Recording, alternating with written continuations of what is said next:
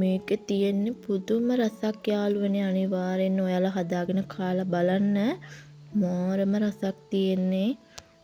එන්නකො එහෙනම් මම පියවරෙන් පියවරට ඔයාලට මේක හදාගන්න හැටි කියලා දෙන්න. වතුරේ උතුරනකොට ඒකට පොල් තෙල් ටිකකුයි ලුණු ටිකකුයි දාගෙන නූඩල්ස් ටික තම්බ ගන්න. මේක බෙරි වෙනකම්ම තම්බ ගන්න එපා. මේක තම්බගෙන ඇල් වතුරෙන් පෙරලා ගන්න ඕනි. ඇත්තට මේ පැකට් එකේ නම් ගහලා තිනවා මේක ඇල් වතුරෙන් හොදන්න ඕනේ නැහැ කියලා. ඒ වුණාට මම කෝකටත් කියලා හොදාගත්තා. භාජනයේට පොල් තෙල් ටිකක් දාගෙන රට ලුණු ගෙඩියක් පොඩිවට කපාගෙන ඒක තෙලේ බැදුනට පස්සේ ඒකටම අපි සුදු ලුණු ටිකක් දාගමු. ඇත්තටම මං කියන්නම්කො මේක හදාගන්නේ කොහොමද කියලා. බිරියානි එකක් රසට තමයි මේක හදාගන්නේ. ඒතරම් ඇත්තටම මම ආයිනම් මේ අර එළවලු තෙලේ බැදලා විතර දාලා එහෙමනම් හදන්නේ නැහැ. මේ විදිය හැදුවම ඇත්තමයි මට කියන්න තේරෙන්නේ නැහැ. මාරම රසක් තියෙන්නේ. දැන් ඒකටම අපි එනසාලුයි කුරුඳුයි කරපිංච ටිකයි දාගෙන ඒ ටිකත් බෙදගමු.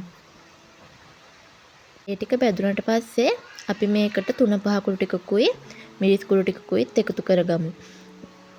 මේකට ලුණු දාන්නේ නැහැ. මොකද මේ මම දාන සෝස් වර්ගවල ලුණු තියෙනවා. අනික මේ තම්බනකොට අපි ලුණු දාගත්තනේ. ලුණු මදි වගේ හිතුණත් අපි පස්සේ ලුණු එකතු කරගමු.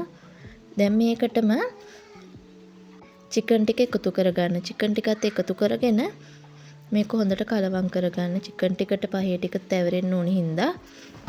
ඔයාලා දන්නවනේ දැන් නූඩල්ස් පැකට් වලට පහේ පැකට් එනවා කියලා. අන්නේ පහේ පැකට් එක තමයි මම මේ දැන් දාගත්තේ. ඒකත් දාගෙන ඒකටම තව chili paste එකක් හම්බ වෙනවා. ඒකත් මේකට එකතු කරගන්න. එතකොට තමයි මේක රස වැඩි. මේ දෙකම නැතුව වුණත් ඔයාලා හදාගන්න. ඒක රසයේ ප්‍රශ්නයක් නැහැ. අර මේක දැම්මහම ටිකක් රස වැඩි.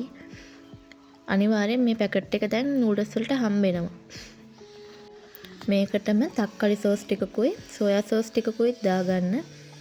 ඒ දාගෙන තව මේක හොඳට කලවම් කරගෙන මස් ටික තැම්බෙන ප්‍රමාණයට වතුර ටිකක් දාගන්න. වතුර ටිකක් දාගත්තට පස්සේ මේක අඩු ගින්දරේ තමයි හදාගන්න ඕනේ. මොකද මස් ටික තැම්බෙන්න ඕනේ හින්දා. ඊට පස්සේ මේක උකු මිශ්‍රණයක් වෙනකන් හදාගන්න. මේක අර හින්දන ප්‍රමාණයට එනකොට ඔයාලට පුළුවන් මේකට කැරටුයි ලීසිය එකතු කරගන්න. ඔයාලා කැමති නම් මේකට තව ගෝවත් එකතු කරගන්න පුළුවන්. අද මම ගෝව නම් එකතු කරගත්තේ නෑ. ඊට පස්සේ අපි තම්බගත්ත නූඩල්ස් ටිකත් එකතු කරගෙන හොඳට කලවම් කරගමු. මම කියනවට මේ විදිහට එකපාරක් හදලා කාලා බලන්නකෝ. ඇත්තටම මාරම රසක් තියෙන්නේ. මම හදපු නිසා හැම කියනවා නෙවෙයි. ඇත්තටම මාරම රසයි මේක. රසට ආවේ නැත්තම් ඉතින් මම මේක වීඩියෝ කරලා දාන්නේ නෑනේ. ඇත්තටම මේක මාරම රසයි යාළුවනේ. ගෙදරට අමුත් එක් එන වෙලාවට මේ විදිහට හදලා දීලා බලන්නකෝ. ඒගොල්ලෝ රස කර කයි. එකපාරක් එහෙනම් මේ විදිහට හදලා කාලා බලන්නකෝ. ආයෙ ඔයගොල්ලෝ හදනකොට හැමදාම මේ විදිහට හදයි. අලුත් වීඩියෝ එකක් අරන් එන්නම් එහෙනම් subscribe කරන්නත් අමතක කරන්න එපා. share කරලා like කරලා පොඩි support එකක් දෙන්න. bye.